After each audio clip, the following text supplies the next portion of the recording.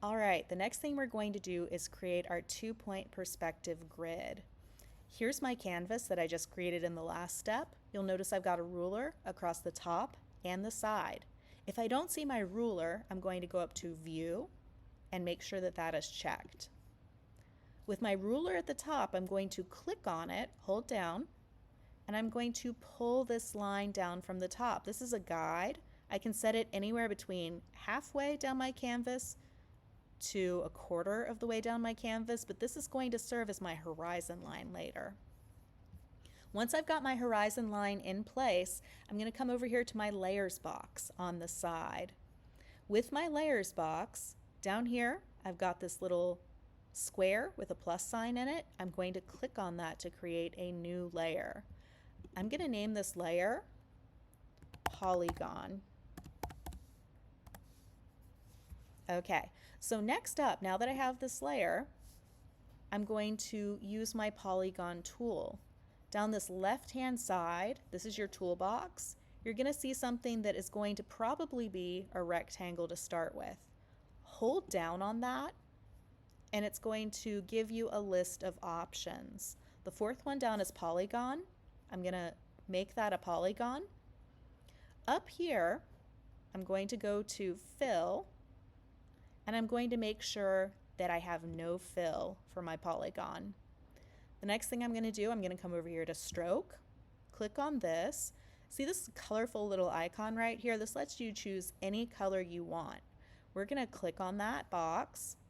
Make sure that down here in the lower left-hand corner, only web colors is clicked. That's going to limit the colors we can use. We're going to go over to this area, kind of a nice cyan color.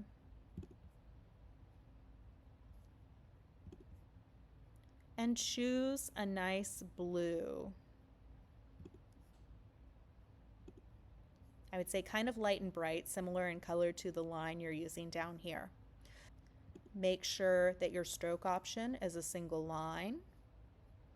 Over here on this side where this polygon is, this is the number of sides.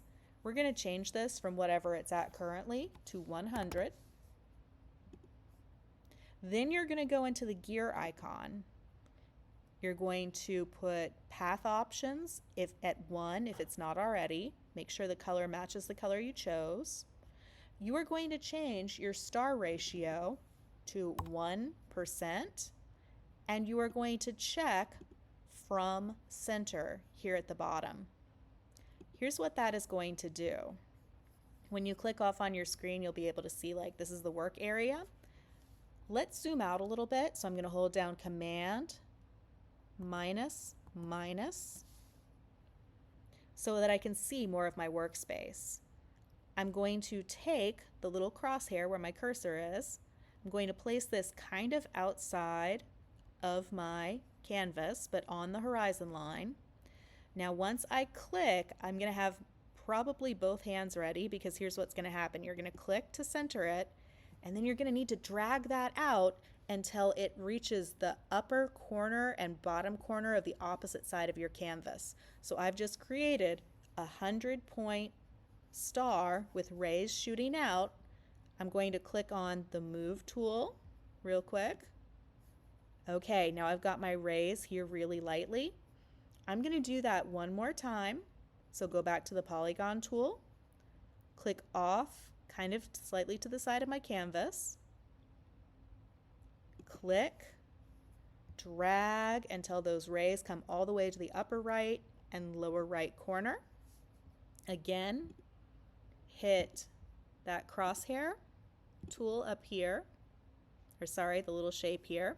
Now when I zoom in, either using my magnifying glass or using Command plus, I'm going to be able to see this nice grid that I have going on here. Can you see the intersecting lines? That is exactly what you want. So now that I have my intersecting rays that have created my perspective grid, I'm going to make sure that that polygon is highlighted over here. I'm going to hold down Shift, select both of those layers. Up here where you see the 4 little lines in the layers area, I'm going to click on that, and I'm going to do merge shapes. That's going to change my grid into one thing here. Let me retitle this perspective grid. It's good to always keep track of your layers over here, so I've written that in. Down here, I'm going to change layer 1 to background. And then, like always, I'm going to go up to File and save my work. I can see right here this little cloud, it is saved to the cloud.